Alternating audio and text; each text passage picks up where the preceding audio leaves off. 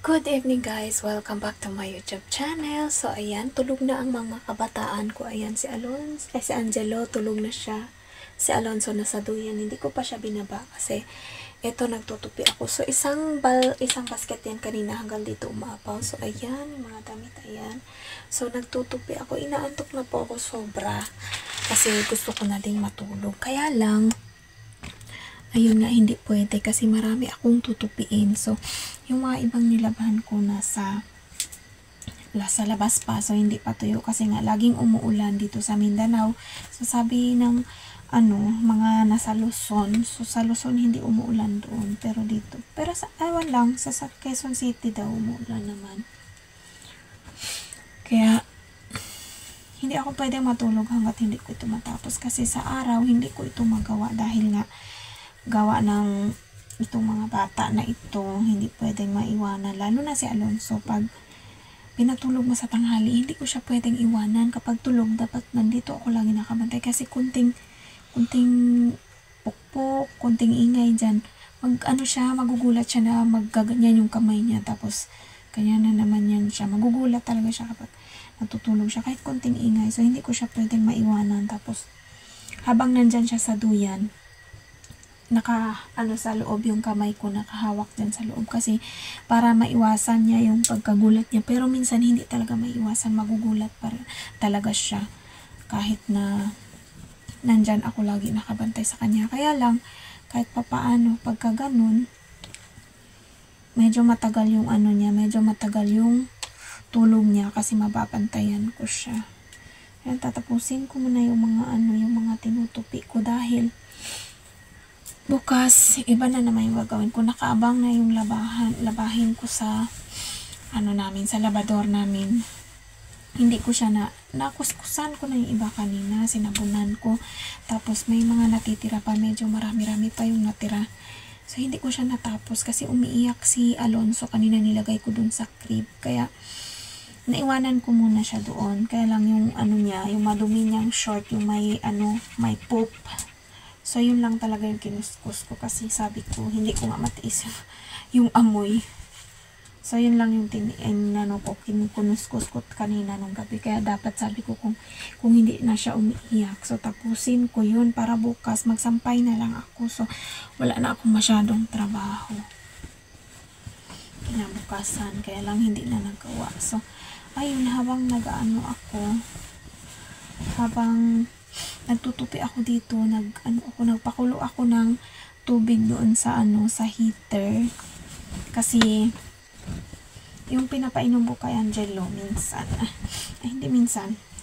Pinapainom ko kay Angelo, yung iniinom ko tsaka iniinom ni Angelo. Pinapakuluan ko yung tubig kasi hindi na kami nakakabili ng mineral kasi malayo yung bilihan ng mineral dito. So, mamasahe ka pa, 30 pesos, balikan mo 60 pesos. So, wala naman kaming pera lagi para bumili ng mineral. Kaya ginagawa ko, pinapakuluan ko na lang yung tubig para kahit papaano. Kasi si Angelo, tsaka si Alonso, mabilis yung tiyan nila. Kapag kagano, lalo na pag ganito umuulan-ulan. Pero sana, dapat lalo na pag ganito, pag umuulan-ulan, sana mineral yung kaya lang hindi kasi syempre kulang din tayo sa budget. Tapos ang isang galon na mineral, ilan kami dito bumili ako ng ganun na ilang lang yun, ilang araw, 2 araw, ganun mga ubos na yun. So magkano yun? 20 pesos isa. So hindi ako pwedeng laging ganun kasi wala naman ako laging pera.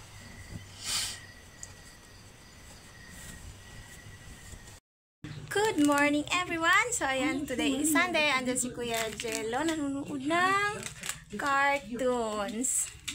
Sinisipon ang baby ko. So wala kaming ulam, nilutuan ko siya ng lugaw. Kanina pa to siya iyak ng iyak.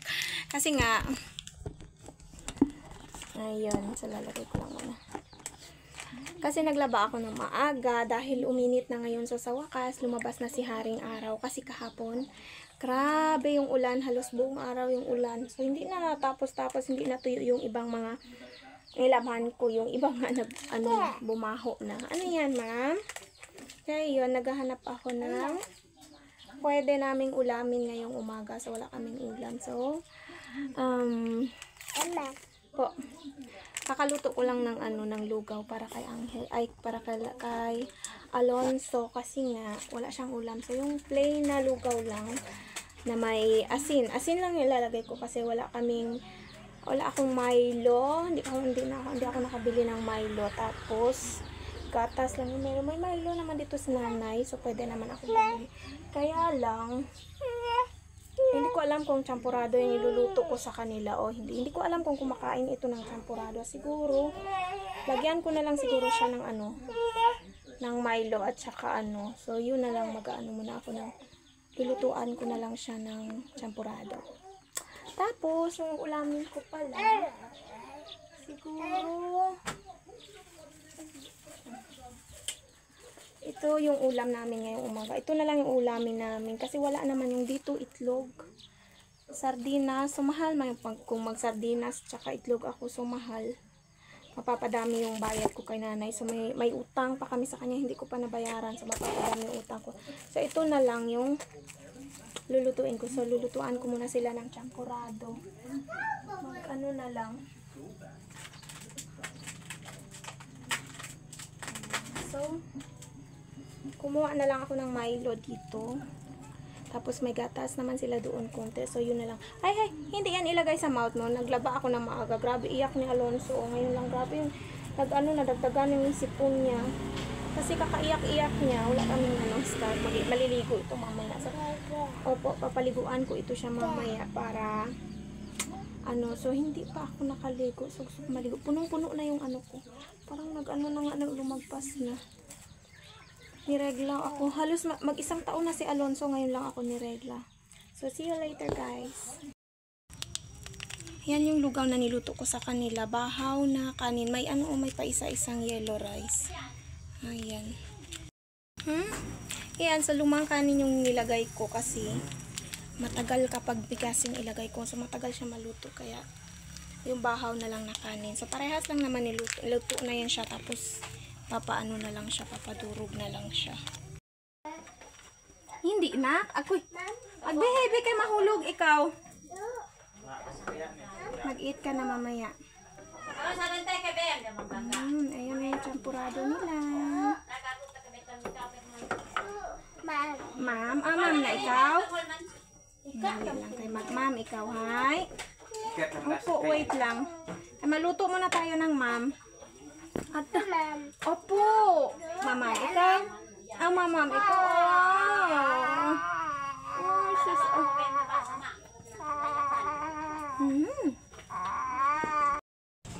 Mama, ikaw. Kain na ng porridge, Alonso. Kain na siya ng champurado. Mama. Oh, very good. Oops, no. No, ako lang. Ako na po. Ako na po.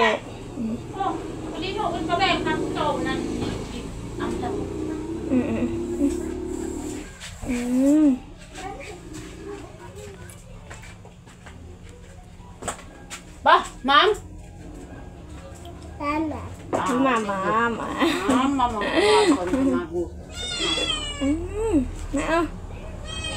Ba, ma'am? Marin. Na, sarin na sa dagal ba kami na. Wala sa debate pagka lumaki. Hello, father. Nga. Wala.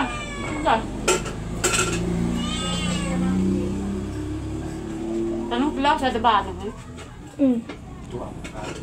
Minsan. Daw. Asaw?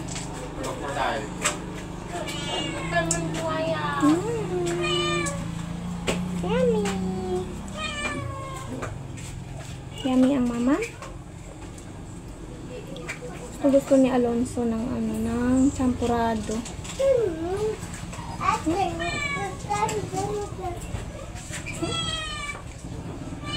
See you later. Ang mango. Saan ang mango? Hagoy. Oh. Isa na lang yung sa'yo. Dalawa lang padala ni tita. Na.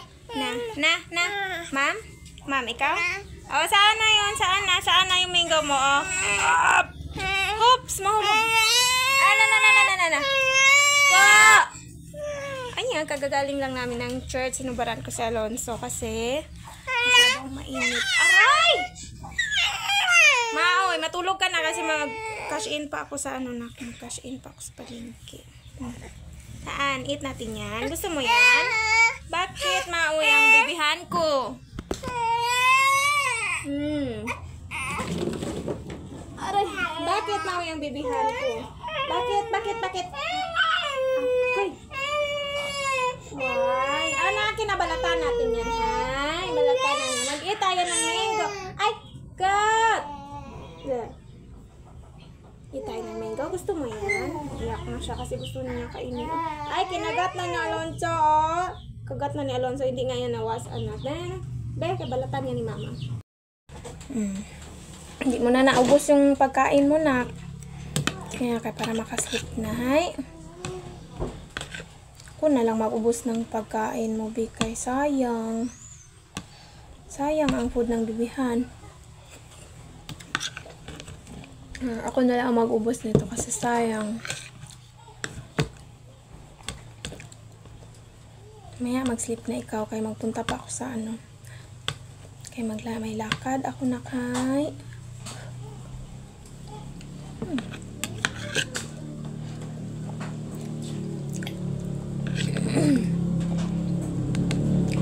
Ito yung papel ng mga nanay, taga-ubos ng matira ng mga anak.